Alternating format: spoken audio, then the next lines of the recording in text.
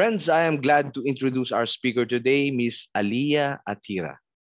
Aliaa Athirah has been involved in limestone flora research since her internship days at the Herbarium of the Forest Research Institute Malaysia, FRIM, where she first fell in love with botany. Now she serves as a research assistant at the Herbarium, and she's working on limestone flora while undertaking the taxonomic revision work for the Flora of Peninsular Malaysia project. With colleague Rafida Abdul Rahman, who is a research officer in the Herbarium, she started her botanical career way back in 2006. And for her masteral studies, she did research on the limestone flora, focusing on the Chirita group or the family Gesneriaceae. And she's now leading a project documenting and understanding the limestone flora of the states of Kelantan and Perlis of Peninsular Malaysia. So everyone, let us all welcome Aliaa Athirah. Aliaa? Hi. Okay. Hello. Good Thank afternoon. you so much. Yep. Good afternoon. So thank you for the opening. So I will share my screen right now. So hi everyone. So I'm currently live from the Herbarium in Forest Research Institute Malaysia, CAP, in Kepong. So I'm happy to be one of the guests for the series, which I really anticipate to do so. So today I will share with all of you my limestone flora discovery, the story from Peninsular Malaysia. So for today's content will be divided into 5 parts: introduction to limestone of Peninsular Malaysia, limestone flora and its microhabitat, discovery of new species and new records, strategy for conservation, and also, last but not least, acknowledgement. So, as I mentioned by Florence, I'm from Malaysia, and most of our audience is coming from the Philippines. So we are basically neighbors. Just quite a big distance from all of you, but we are in the same, not that far away. Okay. So here's the Philippines, and also here me, currently live from Malaysia. So for the introduction, so as we know from the bio notes that most of people, once we talk about cave and karsts, they all just talk about the darkness, the bad, all the mystic things, sometimes barely thought of the flora there. So here, I'm going to share a bit on what is special about the flora in the limestone hills.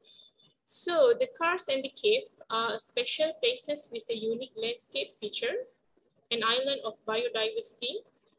Each hill has multiple values, which is home of endangered flora and fauna, geology, cultural, religious, and recreational, ecotourism, and development. Means it's something that everyone needs. Everyone's want. And yet the karst is important as ecological roles, or known as ecosystem services.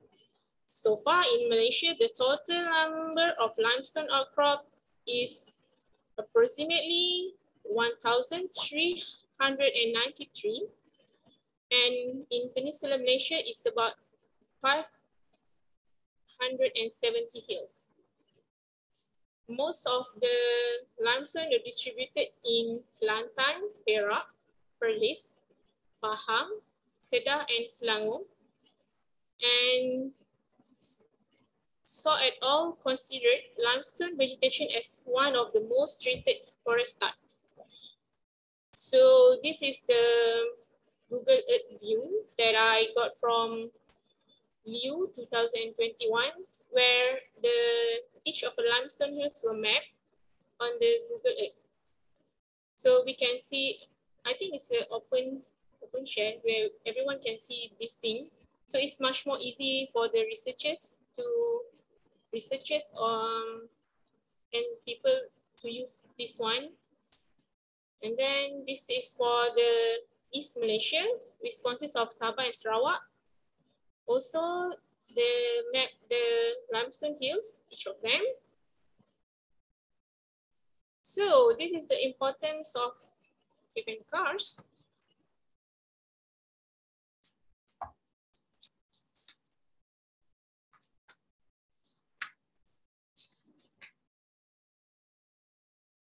So one of is listed here is the habitat for endangered species and flora and fauna, such as Bigonia juhai, and this is a trapdoor spider, Lepidus cantai, aesthetic and scenery, and also religious activities.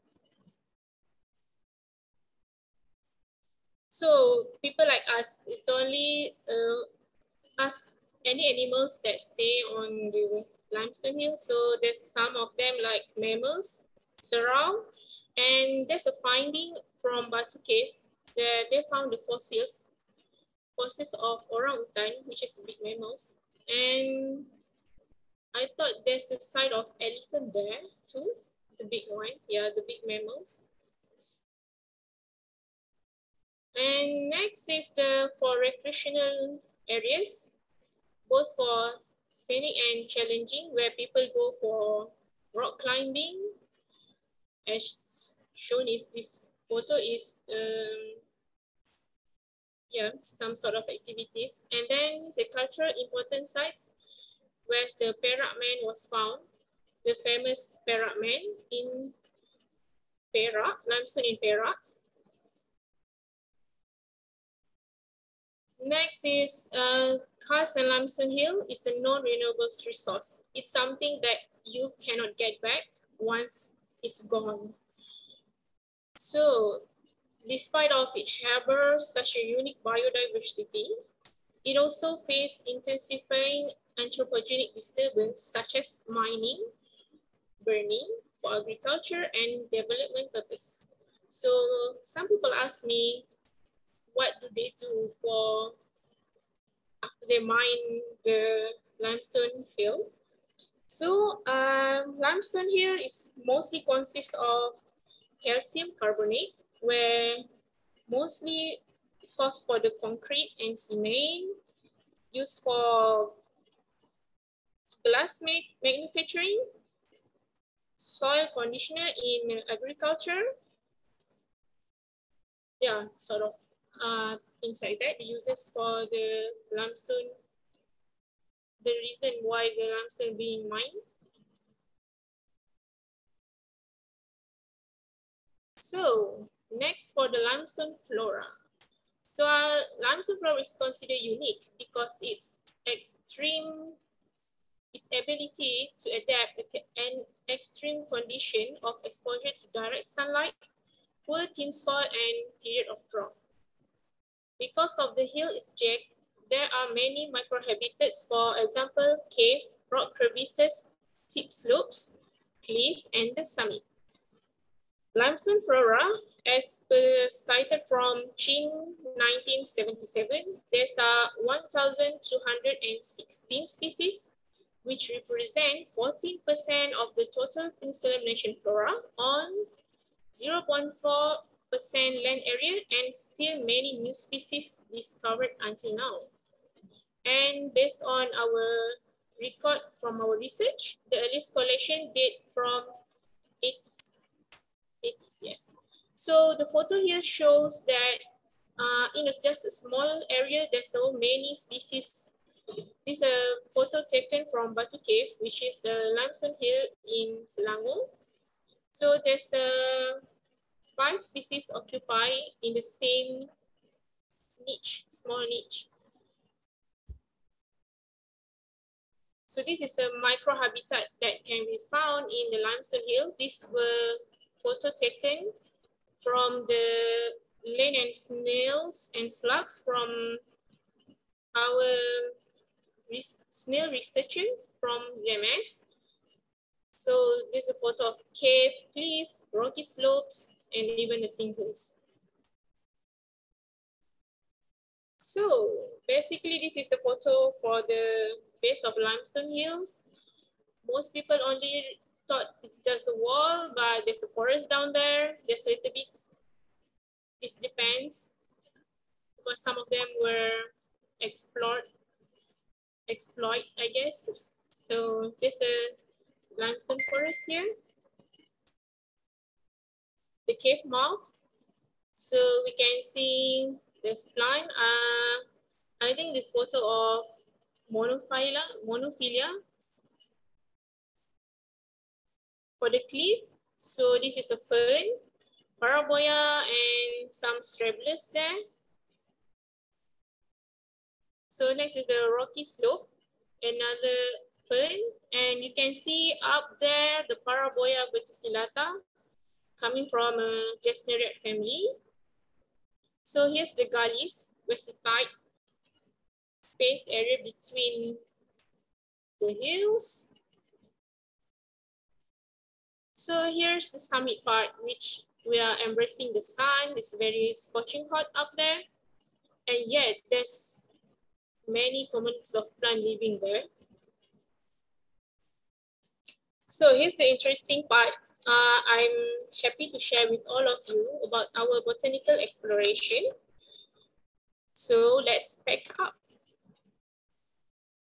So this is basically what we need for the botanical exploration. The waterproof bag, silica gel, that's inside this white bottle, the field note, tea bag for the DNA collection purpose, measuring tape, ruler, black cloth, yellow tag, which I usually call, pencil, hand lens, sketcher, and Ziploc bag. Usually the Ziploc bag we will bring in a many range of sizes, not just the small.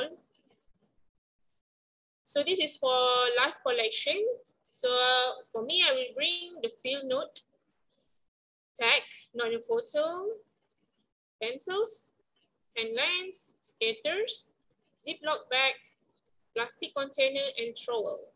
So another thing which is really important part in the botanical exploration is to bring along the camera, the lens, and also many things that come along, such as the flashlight.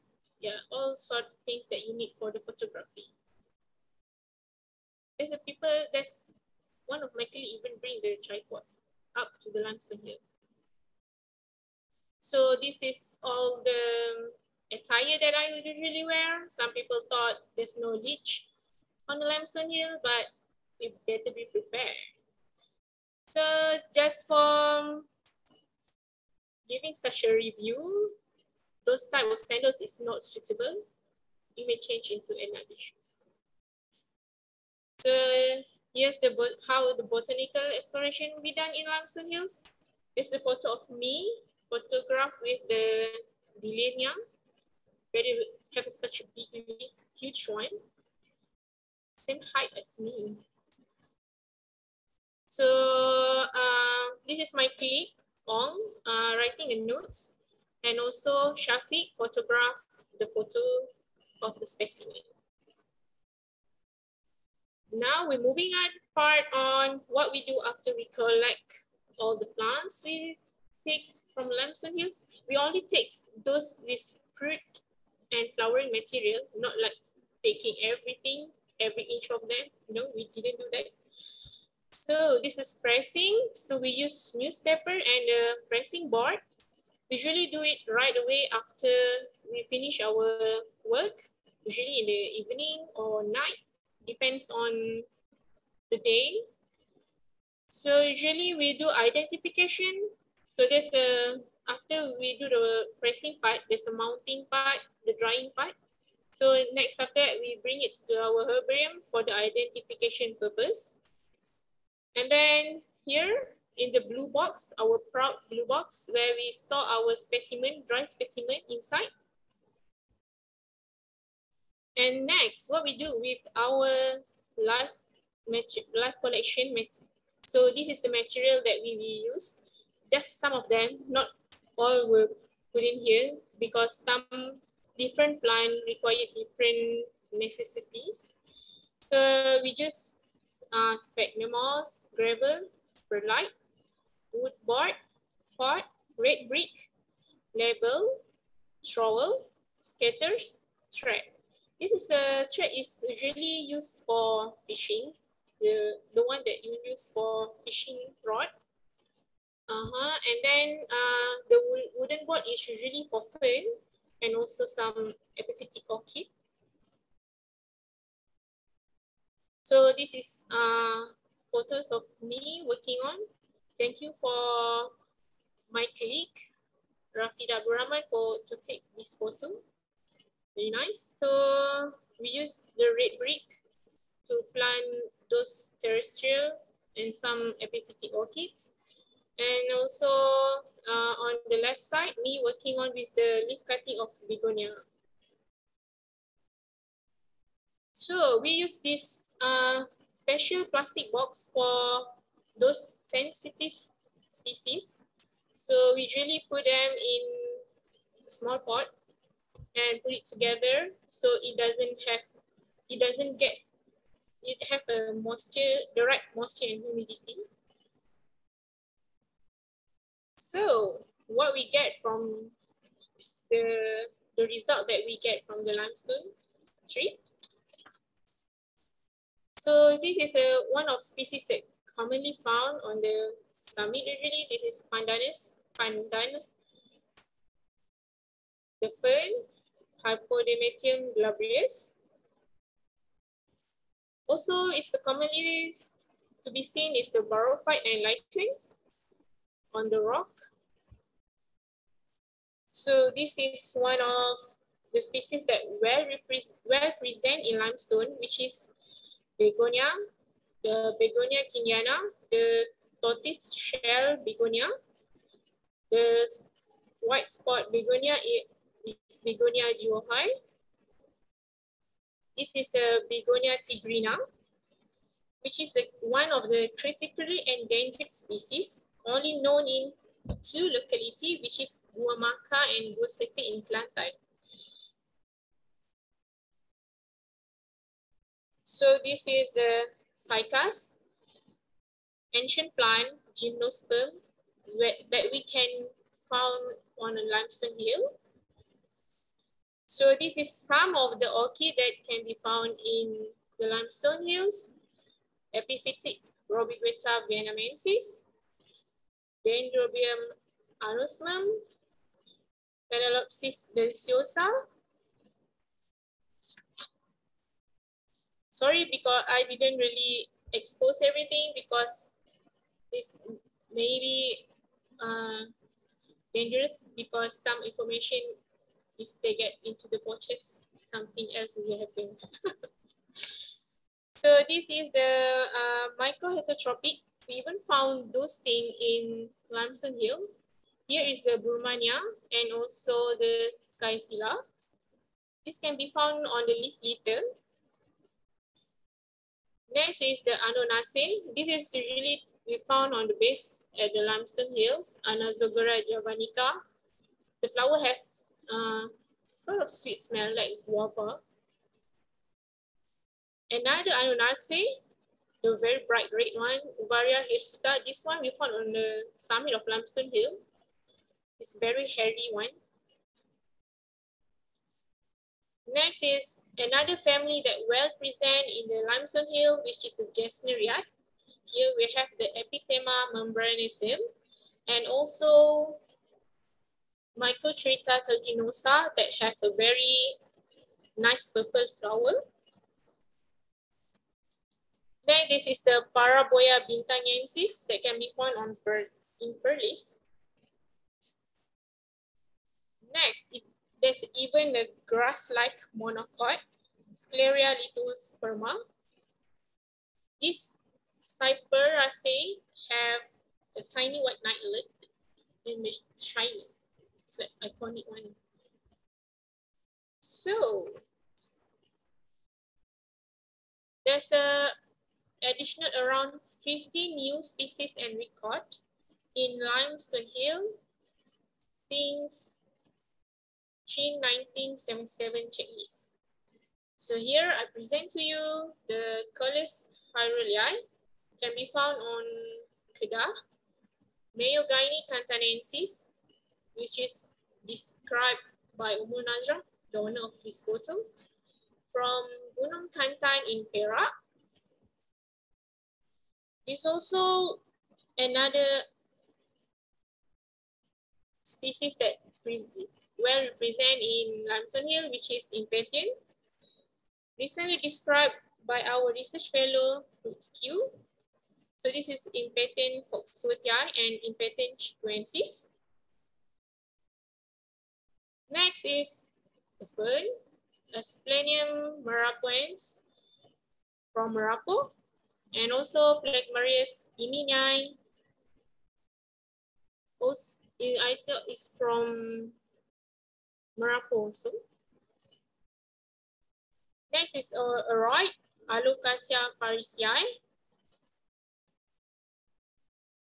Wow, there's a lot of new species. Another one is Microtrita hyruleae, and also Impetiens venosa from Bafut. Next is Schismatoglottis globatuensis. It's also coming from Aroid family, Araceae. Next, we're going to proceed with the new records that we found on the limestone hills. So this is Caparis acutifolia from Caparaceae, and another mycoheterotrophic species, Ezacum tenue. It's a small, tiny white flower. Next, we're going to proceed with those that have the endemic locality. So as we discussed, some of the species is endemic to certain locality. For such, karsts Aliaa, which is only found in Kedah, Monophylia elongata, gesneriate from Perak, Epithema pravibractetum from Batu Cave, Emarhendia betiana, gesneriate from Pahang, Begonia giensis from Kelantan. This species only found from one locality on one single limestone hills. It means if the limestone hills is gone, this species also extinct. So this is a rare and threatened species found on the limestone hills. This is the fern, Hypodamatium glabrius. We're considered critically endangered based on the IUCN standard. The habitat is vulnerable. This species only found on two places, which is Kelantan and Sarawak. And in Peninsular Malaysia, only Kelantan and Teja and the neighboring hills. Next is Epithema pravibractetum, can be found on Batu Cave. It's so hyperendemic, critically endangered, and the habitat is vulnerable. So, what challenge to do the botanical inventories? One of them is the access to limestone hills. Not every limestone hills is like something that you just pop up and from your car and start doing work. Some have such a long distance too. And then access to summit. You can see that we use some ropes to help us to get there.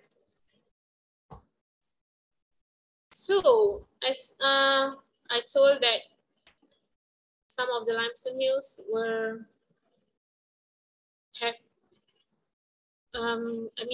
threatened by the development and the mining. So this is strategy for the conservation. It's necessary to complete data on all aspects of the hills value to be able to select the hills that's suitable for development, that have a few or low intrinsic value, and identifying hills with intrinsic values that should be accorded permanent legal protection from development. Conservation management needs to balance the short-term, non-renewable economic benefits with the long-term, often intangible values particularly because quarrying can be a destructive process that destroy cave and other geological features, as well as endangered flora and fauna species. And also it's important to conserve the maximum number of species of conservation importance, for example, those endangered, endemic, obligate, calcifiers, and rare species. So conservation. Yes, we talk about conservation. There's two parts, in situ and ex situ. For in situ conservation, it's much more easy to conserve as from dispersal aspect, moisture, pollination, ecology, and many more is available for free. It means it's there already. And for ex situ conservation, for example, Paraboya Bakari from Bukit Sagu, Pahang, that we in Prim have done it before. So this takes such a long time, and we try to culture in tissue culture. And the hardening process is one of the tough things need to try with. So the limestone flora documentation project is one of the part contribution for the flora of Peninsular Malaysia. This is the thing that I work currently right now. You can see this is the books that we produce. Sorry for the advertisement. So for the acknowledgement, I would like to thank the Biodiversity Flora team in Prim, the guides, interns, and people from the logistic department. So here the limestone hill that I managed to take photo during the last trip. This all photo from Kelantan.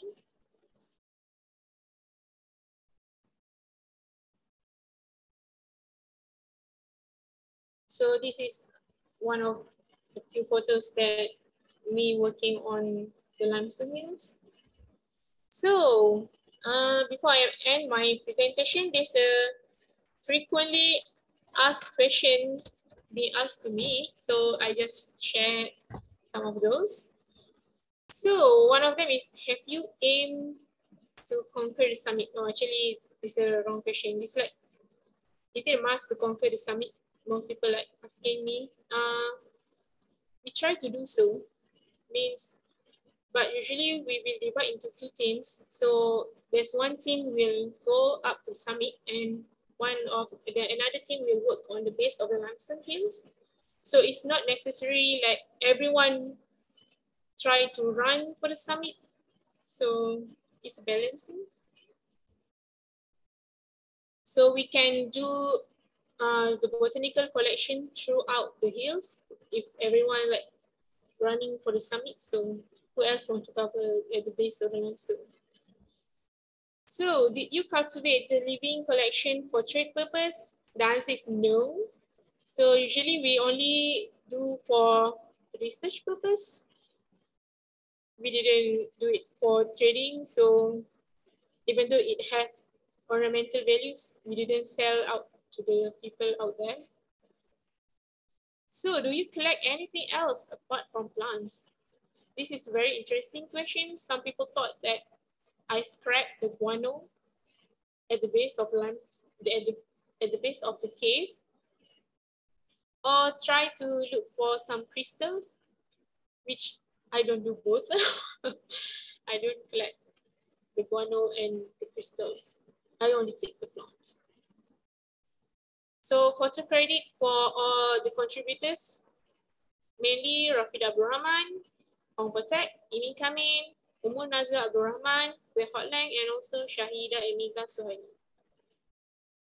And that's all. Thank you. Back to the moderator. All right. Thank you very much, Aliaa. Nice photos. It's like a virtual botanical tour of your peninsular Malaysia. And we hope that we congratulate you for those contributions to your botanical flora, especially the results of your expeditions the new discoveries and the new records. Right. So everyone, we are going to start with our open forum, our Q&A. And please, if you're interested to ask Aliaa some questions, just put them on the chat box. Okay. And let me introduce our special guest moderator today. She is no other than Michelle Alejado San Pascual. She's the university researcher at the Museum of Natural History.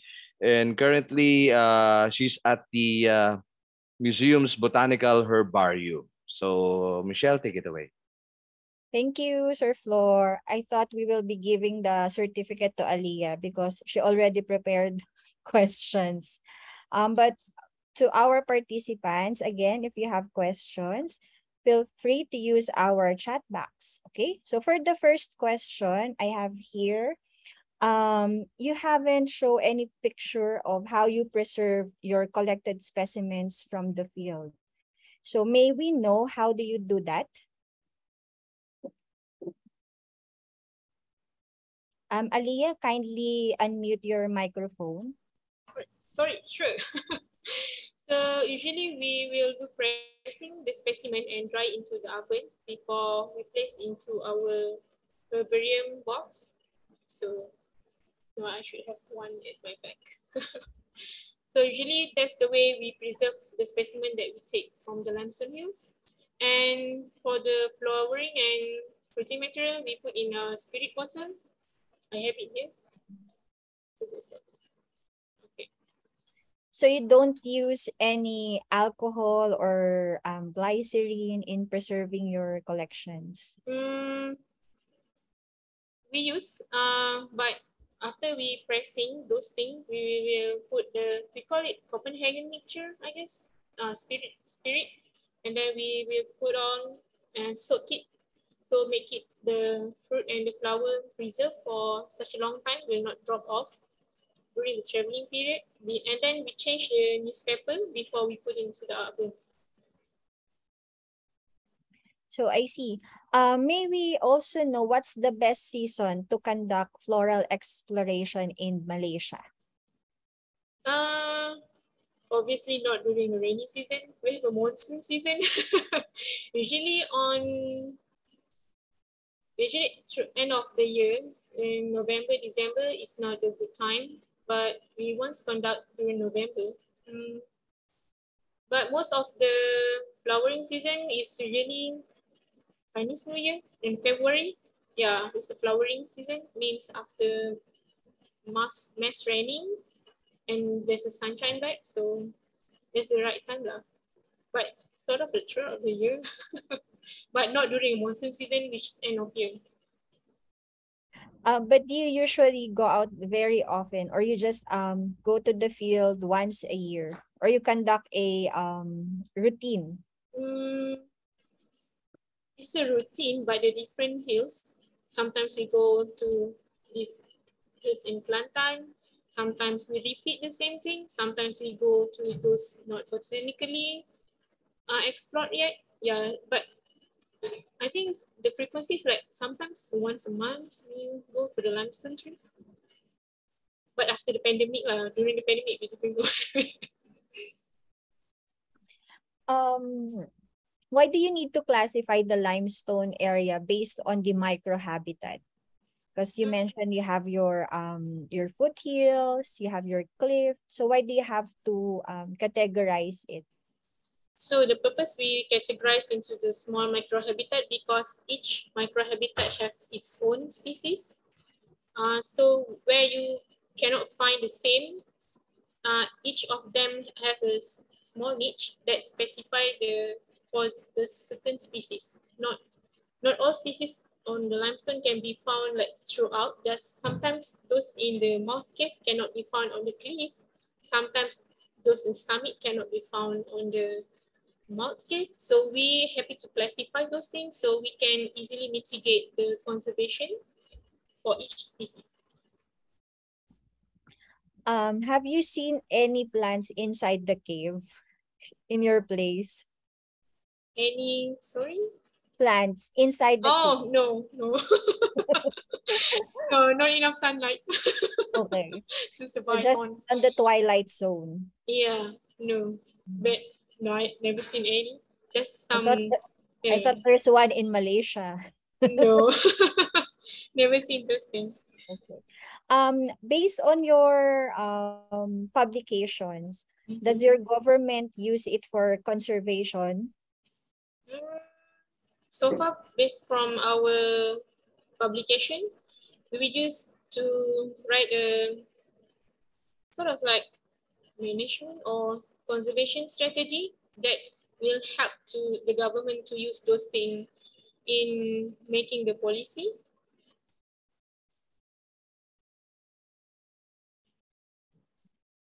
To our audience, so if you have any questions and you are shy to type it, you can open your video or unmute your mic so you can have a live question with Aliaa. Sure, sure. So do you have any questions from our participants? Okay, none so far.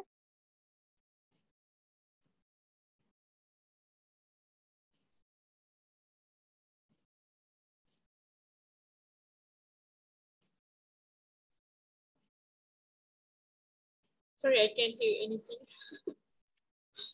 Okay. So to our participants, if you have any questions, if you want to have a live Q&A, you can unmute your mic or open your video. Okay, there's a question from Sinira Shabdin. Have you come across any Cyperaceae or sedges species in the limestone?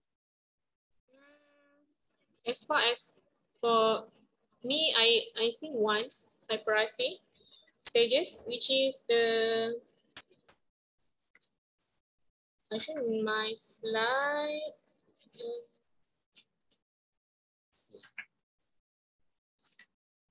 Wait, let me share.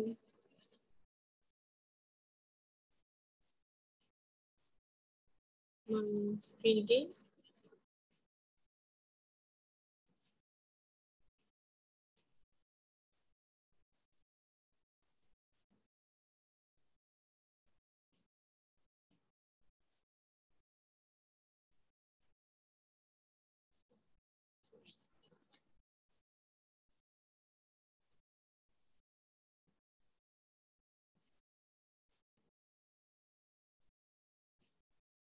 So this is the Cyperaceae grass-like monocot that I found on the summit of Limestone, Scleria lithosperma. And for our record, there's a few of the grasses and cypress in Limestone Hills. I'm not don't remember how many record, but there's a record on that grasses and the Cyperaceae on Limestone Hills, so it's not impossible to have those. So I hope that answer your question.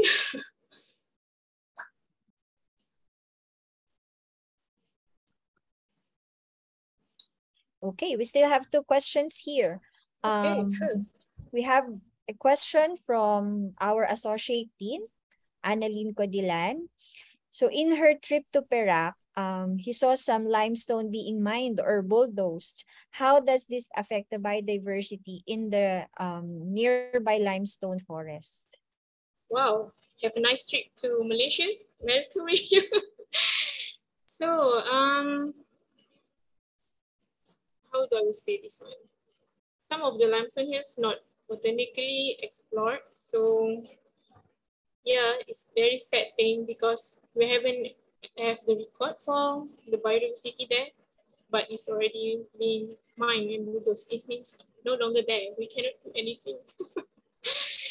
Yeah, it's a sad thing because it cannot be. It means you cannot return back to the times where, yeah, that thing too. No, it cannot be recovered. So what to do?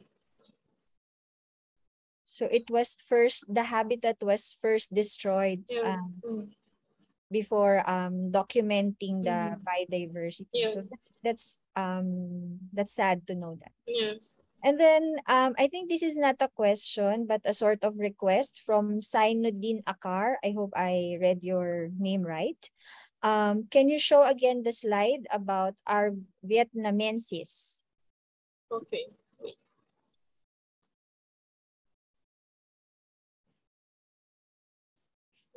Wait.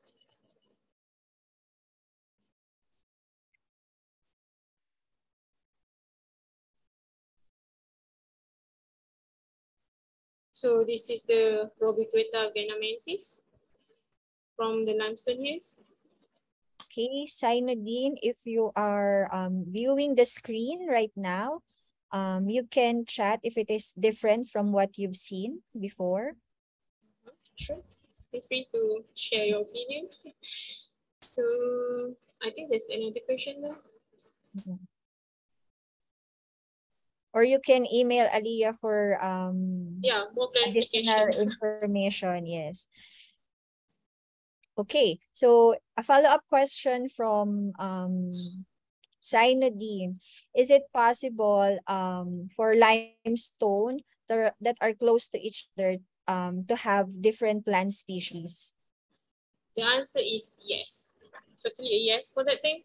Because we have done one survey in Chiku limestone in Kelantan, and those have a different species. Even though the hills is located near to each other, it does not have represent the same species.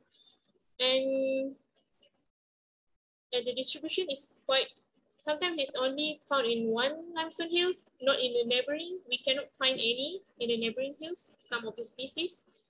So yes, it's possible to have a different species on the different limestone hills. That's interesting because here in the Philippines, we can document the same species as far as like 50 kilometers. Wow, The okay. same habitat, but we could still document it. So they have the same distribution. I think Philippine limestone is very interesting because it's an island. So it's very nice, you know.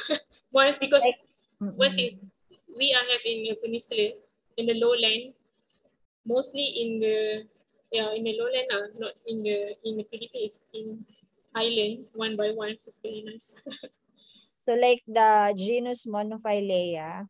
So we have in the Visayas Island, but we also document it in the Luzon Island. Oh, it's quite fun. There's a question from a colleague here, from Mr. Ariel Larodna. Are those plants collected in 1800, as you have mentioned, are still in your file, are in good condition? Are still in good condition? So some of the herbarium specimen can be traced back in the Singapore herbarium, where most of our earliest collection were deposited there, and just some of them are here. But I think most of them is in good condition. Yeah, but we need to go to Singapore herbarium to take a look on that thing. We also have some in University Herbarium, KLU, University Malaya, where Chin, the earliest person who do the limestone flora documentation, who is a student there. So most of the herbarium specimen were collected and deposited there.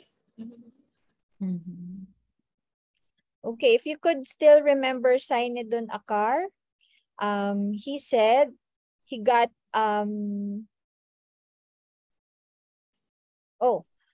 what you got had longer how do you say this, peduncle or peduncle in his. Okay, so you could, I think, email Aliaa for additional information if what you got is a different one from her collection. Okay, do we still have any other questions from our Zoom participants? Okay, another comment from Annalyn Codilan. She said, the view of the limestone forest near the interstate is really breathtaking. Yes, totally. Ipoh is very famous with the limestone hills. Actually, if tourists would like to take a train interstate, they can see many limestone hills, either to the northern or the east part. You can go to Gua Musang, where we can see hills in Pahang, which is Merapu. Or if we go to the eastern side, the northern part, sorry, you can see the breathtaking view of limestone at Ipoh and also Perlis. Yeah, it's very nice. Yeah, even though you take a highway, also you can see the limestone hills. Okay. So if there are no more questions from our Zoom participants, I'll turn you over to our MC. Thank you. Thank you. All right. Thank you very much, Michelle, for facilitating the open forum, and congratulations, Aliaa, for a nice presentation. And again, thank you to all our audience for participating. All right. So before we go to our closing program, let me just share my slide. And finally, let us give this certificate of appreciation to our guest speaker, Aliaa Athirah. And this certificate reads as Certificate of Appreciation is being awarded to Aliaa Athirah for serving as a resource person during the UPLB Museum of Natural History's Biodiversity Seminar on Limestone Flora of Peninsular Malaysia, held today, June 20, 2022, from 3 to 4:30 p.m. Via Zoom here in the Philippines, and it's signed by our director, Dr. Marian P. De Leon. Congratulations, Aliaa. Thank you. Thank you so much. Happy to share. Thank you very much for accepting our invitation. And make sure that before you log out, you could check our website. It's at mnh.uplb.edu.ph. If you have questions or would like to write us at mnh.uplb@up.edu.ph. Check out our social media accounts. It's at Facebook, YouTube, Twitter, and Instagram. Just look for the handle UPLB Museum. And for more information about our museum, you could go to TripAdvisor and Wikipedia. Look for UPLB Museum of Natural History. Again, to all our participants, thank you very much.